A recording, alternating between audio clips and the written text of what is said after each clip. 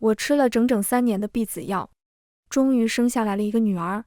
看着怀里的小崽子，我和王爷都松了一口气。女儿好，女儿好啊！这一世终于不用被抄家灭门、背上逆臣贼子的骂名了。大家好，欢迎收看达达听书，我是丞相嫡女，王爷是先皇嫡次子，青梅竹马，两小无猜。上一世结婚后，举案齐眉，相濡以沫，小日子过得腻腻歪歪，蜜里调油。成婚第2年生下长子，起名思硕，本想着他能继承王爷的爵位，安逸一生，却没料到这小兔崽子是个狼子野心的家伙，是复夺军权，起兵夺皇位。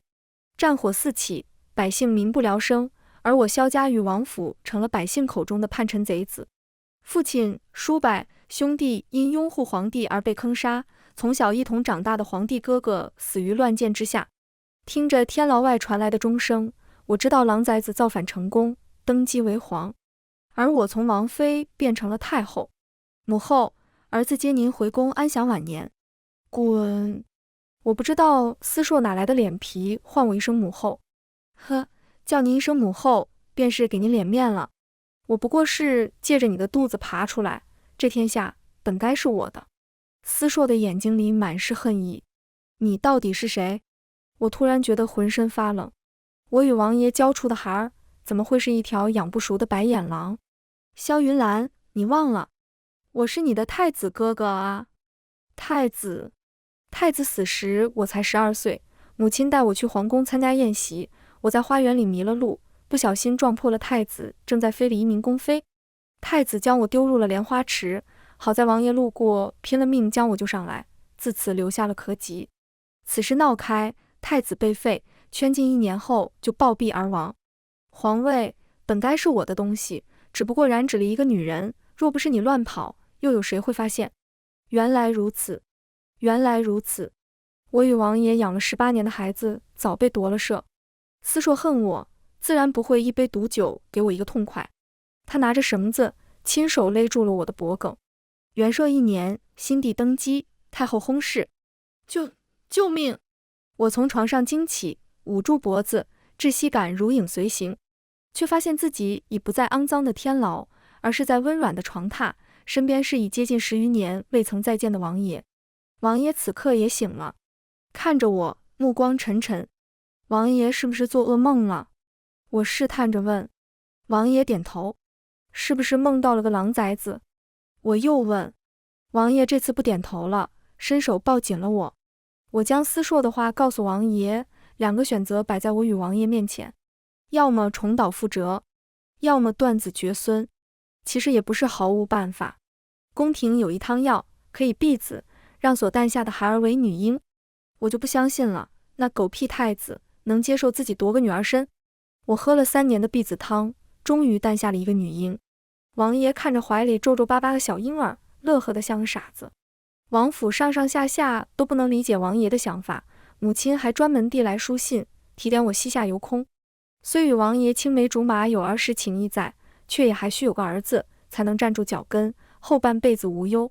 不，娘亲，你不明白，我要是生个儿子，大家都不得安生。一晃15年，我与王爷只有这么一个女儿。小姑娘长得好看，眉眼像我，脾气却像王爷，不喜拆裙，最爱骑马斗鸡打架。王妃，不好了！闺女今年15岁，我在府内设宴办及笄礼，婢子慌慌张张地进来。小主子跳水里了。闺女跳水里了，我可一点都不担心。可能上辈子被祸害得太惨，王爷恨不得把18般武艺都给闺女教全乎了。别说这府里的池塘，就整个京都里的河道，我闺女都能游个来回。怎么回事？我嘴上问着，一边跟着婢子往外走。是为了救一名小公子。小公子？男的？我心里一紧，我和王爷光顾着家里的白菜，怎么忘记外面可能会有猪这件事？那小公子该不会是狼崽子的转世投胎吧？看着池塘边刚游上来的闺女，还有她手里滴溜着的昏迷不醒的少年，我恨不得立刻让人把荷花池给我填起来。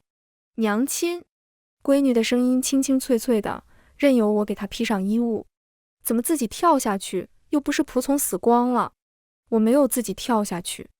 闺女的语气里透着委屈，指了指一边昏迷不醒的男子。是他拉着我在池塘边说话，不知怎么回事，他挤了下我。我下盘稳，我没事，他掉下去了。我听得嘴角抽搐。王爷真有先见之明，拳脚功夫什么的，果然比琴棋书画有用。娘亲，我的吉吉里，死了人不吉利。看着躺在地上还在往外吐水的少年，我几乎能确定这就是太子那个狗东西。王妃，这怕是岭南王的小世子，前些日子参加了殿选，这会儿岭南王妃还在外面找孩子呢。就在我想着能不能把人丢回池子里时，婢子连忙说道。我深吸一口气，强忍了杀意。此事冲动不得。岭南王当初便是太子派系的，与当今圣上本就不亲近。陛下登基后，岭南王便去了封地，这几日刚回京都。堂堂小世子若是死在了我北王府，就算无事，也必定惹一身骚。我派人去打听岭南府的事，这一事他还是叫司朔。也是，毕竟祖上是一家，怎么起也绕不过那几个字。王爷看出我的不安，低声安抚：云兰，别怕，说不定那狼崽子就这么去了呢。岭南王府也不清静。岭南王一名王妃，一名侧妃，而没名分的通房、妾室、外室遍地开花。王爷别太宽心了，那是个不达目的不罢休的玩意，今日害人未果，必然还有下一次。这几日岭南王府的消息一桩桩一件件的往我耳朵里传，什么小世子感染风寒，一病不起，开始说胡话了。什么岭南王府处置了一名侧妃，侧妃给小世子下毒了。什么？总而言之，在经历了落水、风寒、下毒、烧炭后，狗东西还是没有死。好人不长命，坏人活千年，以狗东西的缺德，他能活成1000年的王8万年的龟。司朔不干人事，专门干恶心人的事。3日后，我收到了宫内的召见，陛下说岭南王世子感恩郡主救命之恩，并对郡主一见倾心，想要求娶郡主，请陛下赐婚。无凭无据，我无法直接告诉陛下司朔是故意推我女儿落水。陛下，此次婚事臣妇觉得不妥。有何不妥？陛下问了这么一句，我知道他的心思。天下大定，百姓安居乐业，但岭南王总归是个隐患，且岭南王的封地物产丰富，尤其产铜矿。陛下想让我北王府与岭南王府联姻，互为牵制。我同陛下也是一起长大，但当这人登上皇位，终究还是万事以大局为重。我不怪他，却不能送女儿去趟火盆。陛下，沃儿乖乖巧巧地行了一礼。怎么，沃儿对自己的婚姻之事也有想法？婚姻之事虽说是父母之命、媒妁之言，但是沃儿要同对方过一辈子的。闺女这话可以说是忤逆不孝，不知廉耻，但我觉得她说的没错，她的路总不能被我们拘着走。重活一世，脸面名声倒都不重要了，只想一家人活得安稳长寿。那沃儿说说，可看上了岭南王的小世子？沃儿不喜欢小世子，小世子柔柔弱弱的，胳膊还没有沃儿的粗。把他救上岸的时候，沃儿都担心一不小心把他胳膊给掰断了。王爷轻咳出声，老脸一红，沃儿这话说的颇有山匪莽汉之风。陛下指着闺女大笑出声，云兰啊云兰，想不到你与四弟饱读诗书，居然教出个喜欢舞刀弄枪的。此事并没因沃儿荒唐的话轻描淡写的结果。皇上让宫侍带着女儿去御花园游玩，留下我与王爷商议。四弟，朕记得儿时你我3人感情最为要好，如今想来都心生感慨。朕知晓你与云兰只有一女，可如今……我看了看王爷，交换了个眼神，确定彼此心意一致后，开口打断了陛下的话。陛下可知，臣妇与王爷为何只得一女？为何？只因王爷与臣妇想护着陛下的江山社稷，臣妇服了3年婢子汤，3年无孕，直至岭南王世子出生后，臣妇才生下一女。上一世，我与王爷成婚第2个月就怀有身孕，偏偏重生后，一直等了3年。怕是这3年，司朔那龟孙都在等着机会，直到他实在等不及了，换了目标，我这才怀了女儿。这到底是怎么一回事？新婚那日，我与云兰做了一样的梦。王爷叹息，将司朔乃太子夺舍，前来寻仇的是挑着重点告诉皇帝，说到恨极之处，眼眶通红。这简直荒谬！宁信其有，不信其无。虽是一梦境，但我却怕梦境成真。王爷声音悲痛，哪怕只有那么一点可能威胁到三哥，我也不愿。故和云来商议，喝下婢子汤，即使无后人以继香火，但至少能护着三哥万岁无忧。王爷叫陛下三哥，这是让他念着儿时情谊。陛下似乎被这些话吓到，嘴唇哆嗦着半天没说话。他派人去查，须臾片刻后，暗卫回来给他带了消息。数年前，王爷的确去求了太后，取了婢子药，而我常年服用，根本无法再为王爷生出儿子。今日之事，陛下虽是信了，却也不会在明面上处置司硕。至于那暗地里的手段，怕也无法将他置于死地。从殿内出来，我与王爷并肩而行，愁容满面。下旨赐死司硕，那就给了岭南王出兵的借口。而使其他的手段，其实王爷虽不说，我也知道，他也曾派人对司硕下过手，却每每都能让他死里逃生，可见其命硬。从地狱里爬出的恶鬼，自然是命硬的，总会有办法。说话之间就到了御花园，结果我话音刚落，就看见了司硕，这狗东西又在勾搭我的宝贝女儿。我与沃儿说过，不可告诉其他人是司硕推的他，以免打草惊蛇。此刻的司硕正在殷勤地讨好沃儿。王爷、王妃。司硕见我与王爷规规矩矩行礼，手里还拿着一枚玉佩，那是宗室子弟的东西，若是相赠，必是定情之物。娘亲。沃儿躲开司硕，开开心心地跑过来，我将他护在身后。那日阿硕不慎落水，幸得郡主相救，所以区区小事无足挂齿，此事陛下已知晓，给了沃儿恩赏，还有意下旨赐婚。小世子，我与王爷还有事，先走了。我面上笑得温和，将他的玉佩重新系到他的腰上，没有错过司硕眼底一闪而过的得意和算计。一切尽在掌握中吗？怕是得意得太早，我是说了陛下赐婚，却也没说是赐司硕与司务的婚。圣旨下得飞快，给沃儿与独孤家的第7子赐婚。独孤家的家主叫独孤图，人如其名一样的凶恶彪悍。先皇在朝时，独孤家因站错队而坐了冷板凳，等独孤图继承爵位的时候，已从侯府降低到了伯府。于是独孤图就带着自己儿子去边关打了10多年的仗，硬生生从疆场上打下基业，又坐回了永一侯的位置。只是7个儿子6个全死在了边关，要不是独孤旭年纪小，身体又不好，估计也逃不掉。独孤家只剩下这一个独苗苗，独孤老爷子终于不折腾了。想不到你我两家还有这样的缘分。独孤图的妻子已逝，谈婚论嫁的事也不可能让妾室商议，顾上在世的老夫人亲自前来。我家旭儿身体不好，只怕委屈了沃。老夫人笑盈盈的，说话格外好听。宫内其实藏不住秘密，司硕求陛下赐婚时已向外放出消息，说是心仪沃。可陛下非但没准，还把沃儿指给了独孤家，这里面的弯弯绕足够朝内朝外脑补一出大戏。老夫人家的小侯爷我以前是瞧见过的，是个好孩子，只是沃儿性格直率，又爱舞枪弄棒的，我自不会随便给沃儿选个郎君。独孤旭我见过，是个风朗月轻的少年郎，虽身体不好，却并不孱弱，长得好看，又颇有大志。最重要的是，陛下让沃儿与独孤旭成婚名正言顺，独孤家已是侯府，各种恩赏也到头了，总不能给独孤家封王。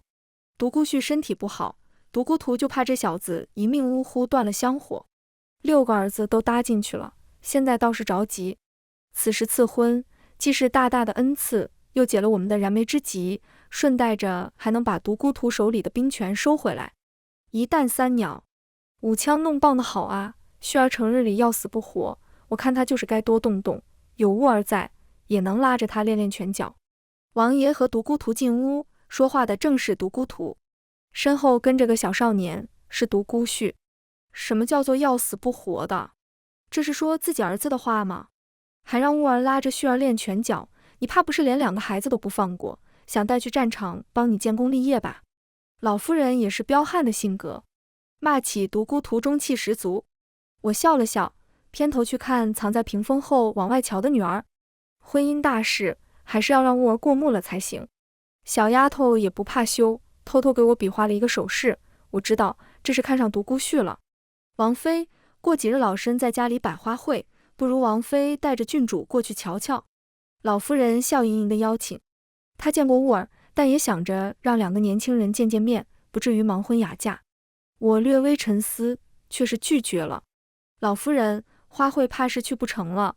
乌儿前些日子刚落水，如今身体才养好没多久，我想让她在家中休养。王妃可是在担心什么？老夫人是人精，估计是猜到乌儿救思硕，此事另有内情。是，我担心婚期将近，出什么事就不好了。还是小心点好，女子的名声贵重，那思硕计划被破坏，指不定能做出毁掉乌儿清白的恶毒手段。怕什么？能出什么事？难道有人还敢害我？独孤图的话吼到一半，又被老夫人给骂了回去。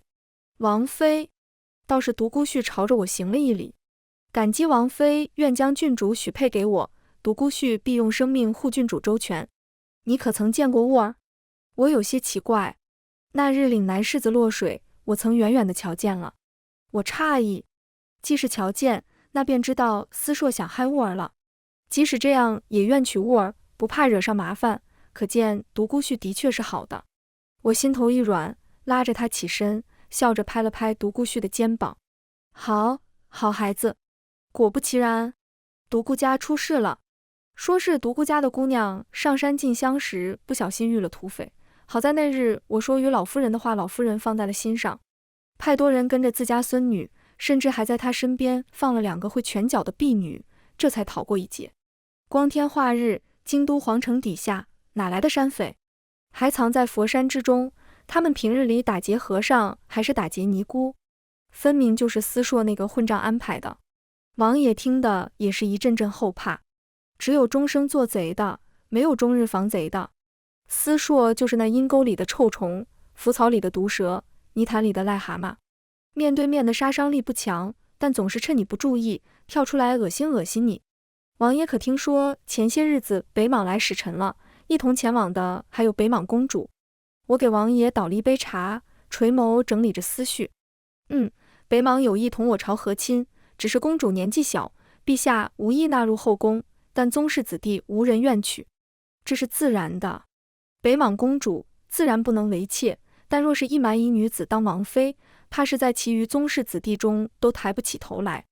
云兰，你是打算？王爷话落，诧异地瞧着我。我听说北莽公主是个脾气暴戾的，这几日就已打死了身边2个伺候的。此事可能吗？岭南王除非疯了，才会让自己的儿子娶北莽公主。如果不是自己的儿子呢？我笑道，将杯中的茶水一饮而尽。北莽公主来中原，皇帝设宴，这种宴会总少不了比比诗文，切磋拳脚。少男少女一眼望过去，赏心悦目，来此宴席的倒并不是全为了北莽公主，大多数少年郎都想展示一下自己的才华，为了以后的姻缘，也为了以后的前途。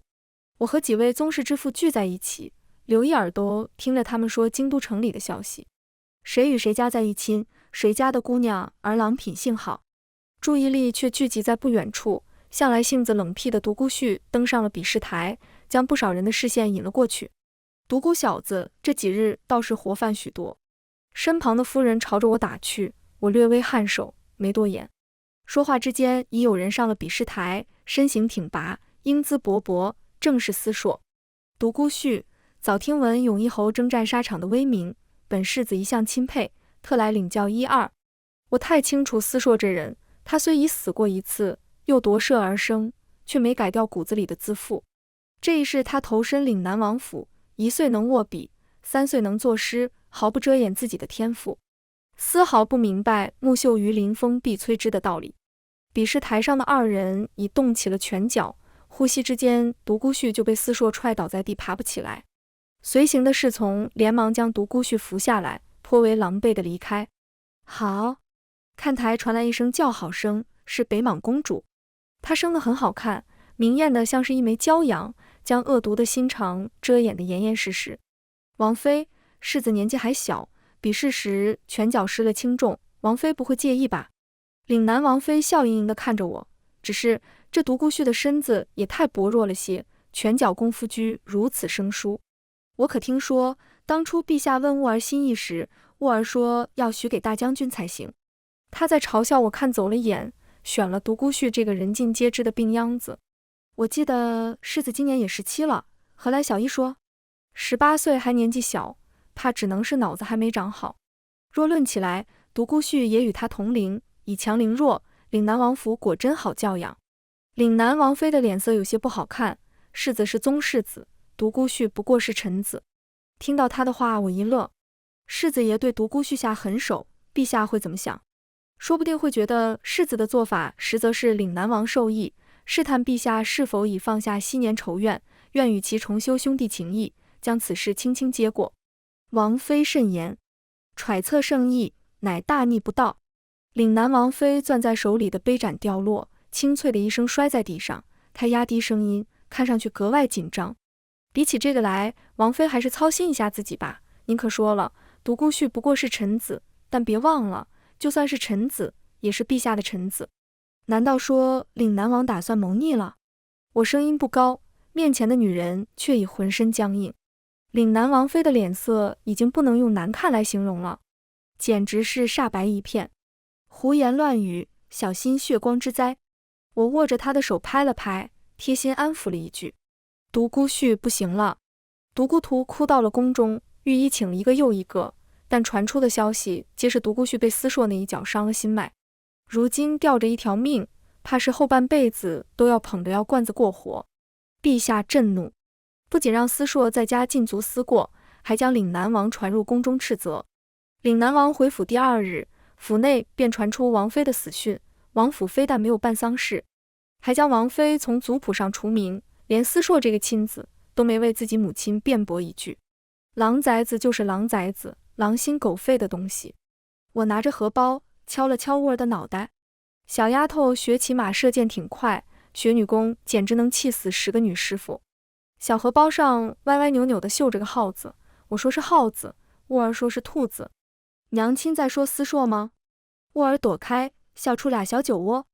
外面都在传独孤旭快死了，你还笑得这么开心？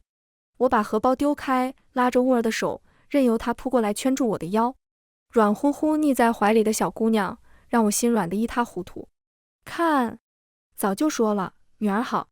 娘亲，是你偷偷告诉独孤旭，让他上台比武的吧？沃儿的眼睛亮晶晶的，他抬头瞧我。那日场上的小公子们都是比诗词歌赋，就是怕被北莽公主瞧上。独孤旭是故意在司硕面前晃荡的，若非有人授意，他才不会答应司硕的幼稚挑衅。听着15岁的小丫头说别人幼稚，我眼底的笑意更甚，摸了摸她脑袋。还有呢？还有，独孤旭才没那么没用，一脚就被人踹出去。沃儿说到这里，耳根却红了。我满意地点点头。沃儿看上去大大咧咧，没心没肺，却是个心思缜密的。京都宗室子弟皆知那场比试要躲着北莽公主，只有司硕为了点小恩小怨大出风头。我整理着闺女被拱乱的发髻，多少觉得有些讥讽。司硕只是得到机遇重活一次，又不是换了个灵魂，换了个脑子。一个连自己父亲妃子都染指，最终被赐死的蠢货，就算重活一次，也照样是个蠢货。娘亲，北莽公主会不会出事？陛下宣旨让司硕禁足在家时，北莽公主曾出言求情，言辞之间显然是看上了司硕。沃儿有些担心，司硕手段下作，不知道会干出什么事。不会，娘亲不会让他出事的。北莽公主当然要活着，否则我还去哪里给司硕找那么好的姻缘？独孤旭一病不起，独孤图每天到朝堂上就是哭，眼看着整个人都憔悴了。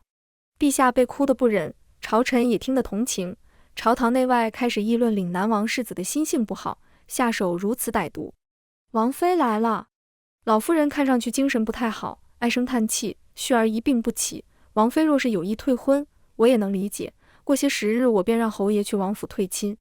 老夫人误会了。我摆了摆手，这些日子请的御医不少，却不见起色，王爷和我也担心着。前些天我府上来了名女道，说起来奇怪，她一见我便知我身体的暗伤，不如让她给旭儿瞧瞧。好，好，人可带来了？老夫人连声询问，我招招手，一名道骨仙风的女子上前，她年纪不小，近不惑之年。独孤旭是晚辈，也没有什么男女之别的顾忌。我进屋就闻见浓郁的药味，目光扫过那窗边的一株兰花，枯萎衰败。旭儿最喜这株兰花，也许是养的时间久了，也有了灵性。如今旭儿病着，她怕也是活不出样子了。老夫人注意到我的目光，低声叹气。我拍了拍她的手安抚，心里面有些无奈。可不是枯萎衰败了，毕竟日日夜夜用汤药灌溉着。女道士一诊脉出来，眉头紧皱的，似是格外棘手。怎么样？世子被伤了心脉。他的话与御医的一模一样，转而又抛出生机，但也能治，只是需要取其至亲的血液入药，佐以药方慢慢温养。身体发肤受之父母，平日里损伤分毫已是大逆不道，更别提身为人子却让自己的父亲损伤身体。老夫人却顾不上那么多，朝着仆从喊道：快去把老爷叫回来。独孤图风风火火地赶过来，听说儿子有救，操起刀就要往自己的胳膊上划。侯爷且慢！我连忙伸手阻止，将一个小瓷瓶和一根针递给独孤图。侯爷不用这么着急，只需几滴血就行。独孤图皱着眉，把指腹戳破，挤出6、7滴血液，颇为担忧。这也太少了吧，要不要多加点，说不定效果更好。侯爷无需忧心，药物讲究分量，多一点少一点药效都不同。我劝着独孤图，女道士取了血下去，开方熬药。你安心坐着。老夫人见独孤图急得团团转，想要跟上去看女道士熬药，扯着她训斥了一句：我着急啊。独孤图叹气，语气里夹杂着火气。陛下让那狗东西在家中禁足，偏偏北莽公主请求让司朔陪她游览京都风土人情，奈何宗室子弟没人想揽这个大麻烦，陛下只好把他放出来了。独孤图脸上凶相毕露，他真以为我独孤图是吃素的？泥人尚有3分火气呢。侯爷谨言。老夫人让他闭嘴，无论岭南王府做事有多恶心人，但总归是皇家血脉。我笑盈盈地看着独孤图，来永义侯府时，王爷身边的小厮曾过来同我说过，今日北莽公主缠着司朔出行游玩，他们跟踪的时候发现有另外一拨人也跟着司朔，若没猜错，便是独孤图派的人。正想着此事，便有小厮急匆匆地进了门，凑近独孤图耳边说了什么。他脸上的表情古怪，像是兴奋，又像是觉得恶心至极。独孤旭的药熬好，看着里面黑乎乎的药汁，我觉得自己嘴巴里都泛着苦味，偏独孤旭能眉头都不皱一下的喝下去。他的脸色果然好看了很多，人也清醒了过来，拉着女道士的手连声感谢。王妃，还请让这位女神仙在府里常住几日，等旭儿的身体大好，我才能放心点。自然。我笑着告辞，我还挺好奇，司朔怎么了，能把独孤图恶心成这副模样。我出了永义侯府门，发现王爷在马车里等我，上了车，只见王爷的表情和独孤图如出一辙。云兰，司朔出事了，但是这事我怕说出来脏了你耳朵。王爷有点难以启齿的样子。让我猜猜。我拉着王爷的手，捏着他指尖玩，细细推想，宫中前脚斥责了司朔，后脚又透出有意让司朔娶北莽公主的意思。今日司朔被北莽公主缠着一同出行，以他的行事风格，必然沉不住气。他不敢杀公主，却又不愿受此等羞辱，因此毁掉一段姻缘最好的方法就是让人毁掉公主的名节。独孤图的人一直跟着他，必会出手相救。公主是个坏脾气，得知被人算计，定会闹到陛下那里。不止如此，公主并没有闹到陛下那里。我疑惑地看着王爷。公主把司朔给卖了？什么？我的确惊到了，没想到北莽公主如此彪悍。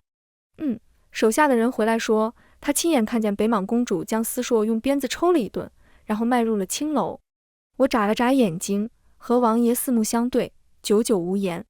恶人自有恶人磨，司朔若不是故意针对独孤旭，也不会被公主惦记上。若是做事手段没那么下作，也不至于得此报复。堂堂世子爷被卖入黑窑子，还差点被人给玷污了。岭南王府就算有再多的手段，也堵不住悠悠众口。陛下在朝堂上气得脸都黑了，说是让人去查清楚这件事到底是谁干的。雾儿和独孤旭的下聘之日快到了，宫内赐了些新鲜的瓜果，我与王爷闲来无事，坐在一起剥莲蓬。圆润的莲子落在掌心，我将莲心取出，塞王爷嘴巴里。思硕这叫做自找苦吃。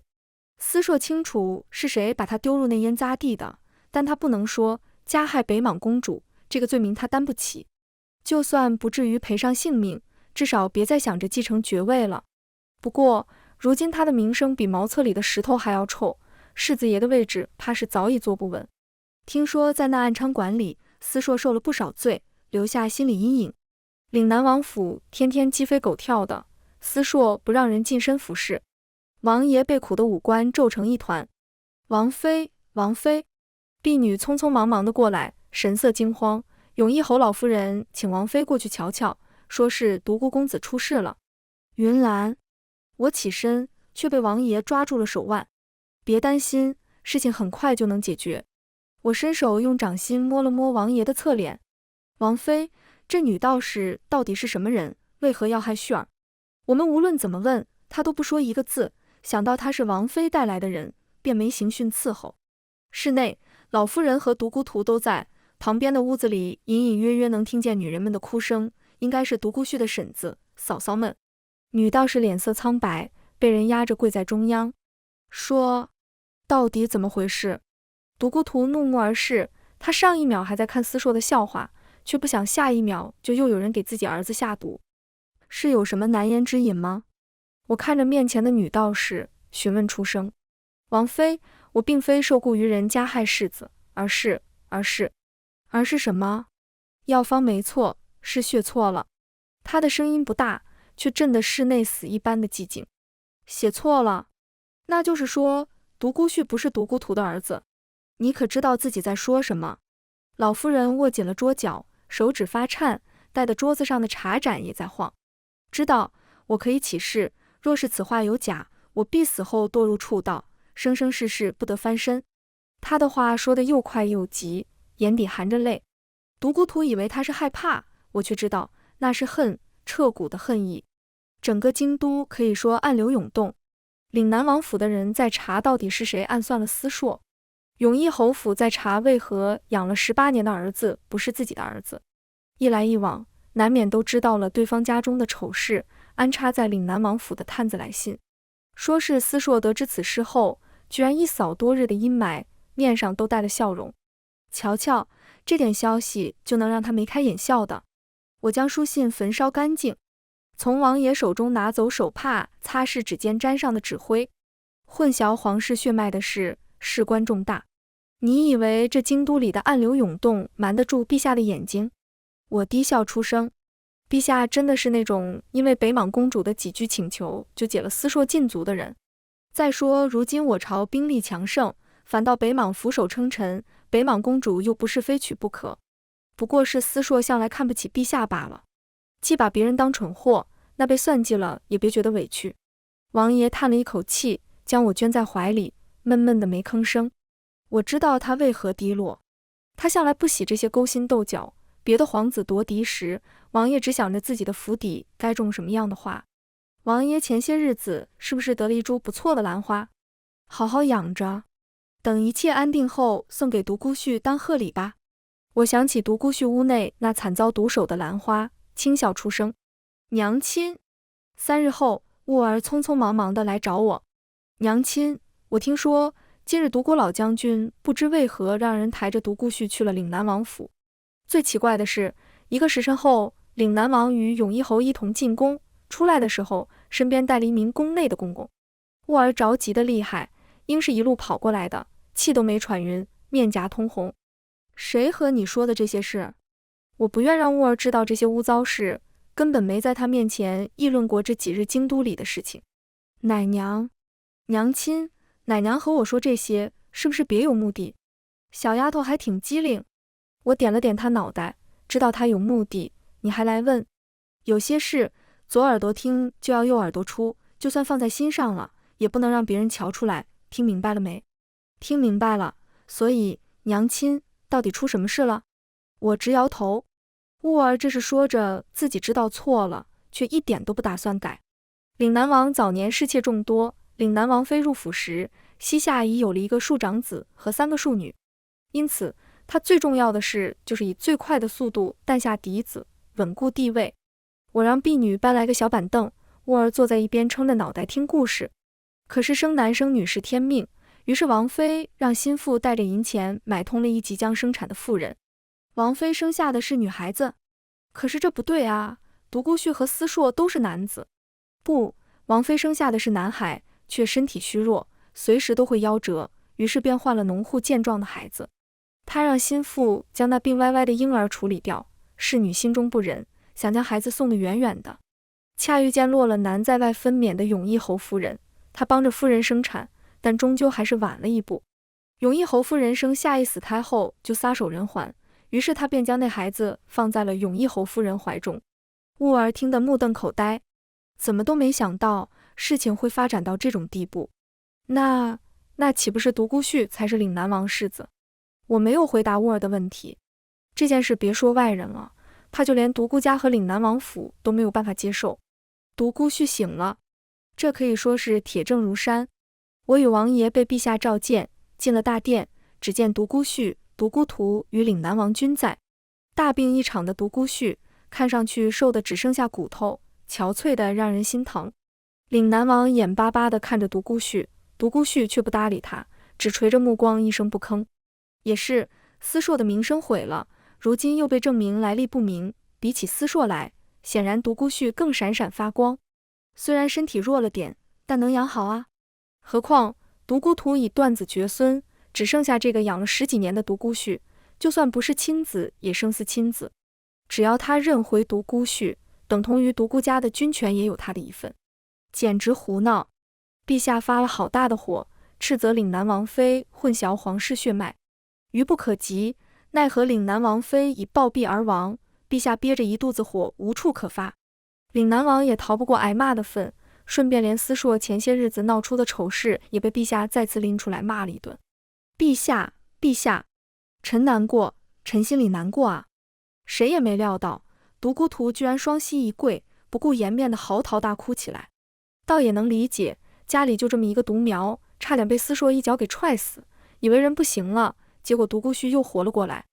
可是活下来又有什么用呢？养了那么多年的儿子居然是别家的种。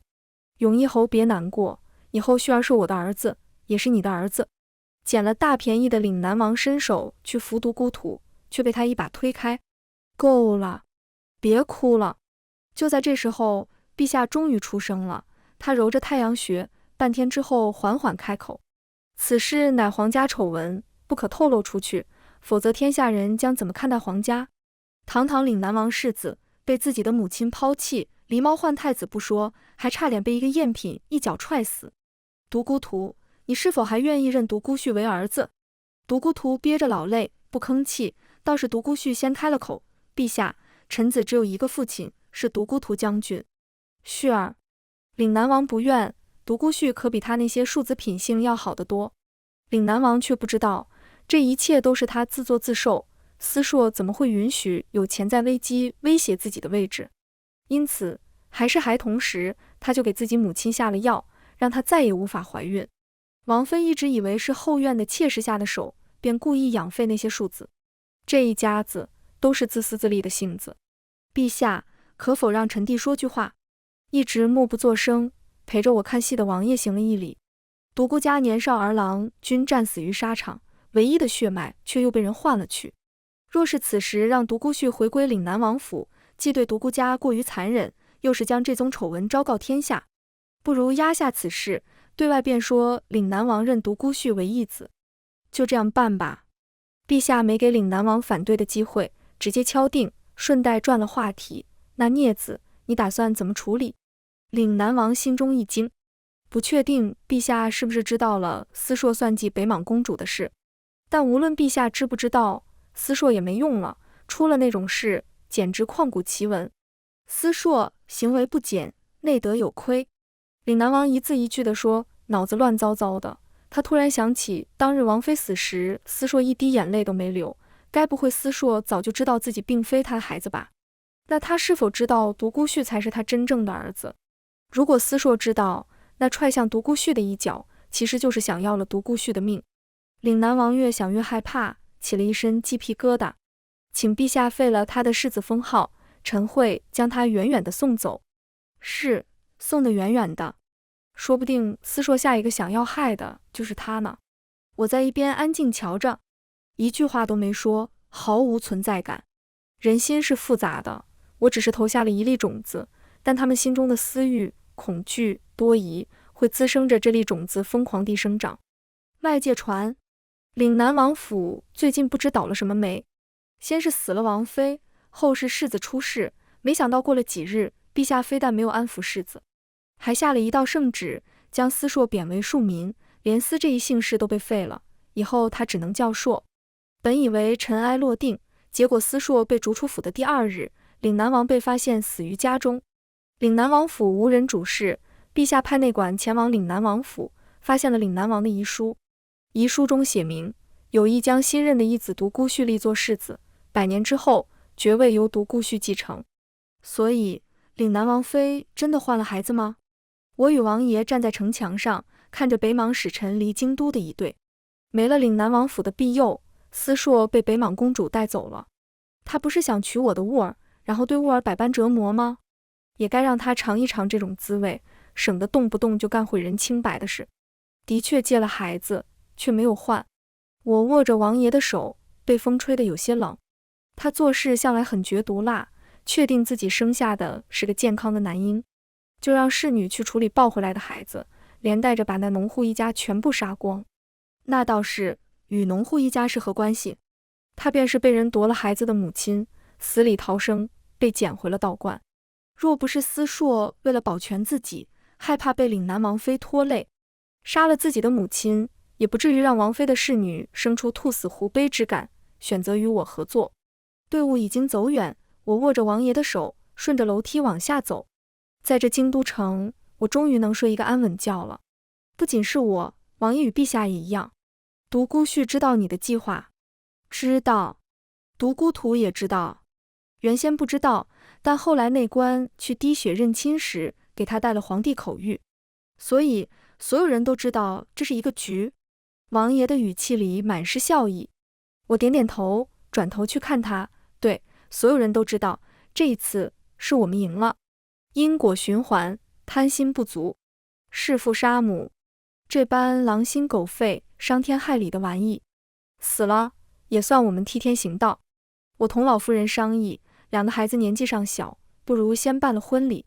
但不圆房，老夫人倒是没反对，反而乐呵呵的道谢，谢我给了他们独孤家前所未有的荣耀。外面的风言风语有什么重要？反正没人敢在他们面前直说。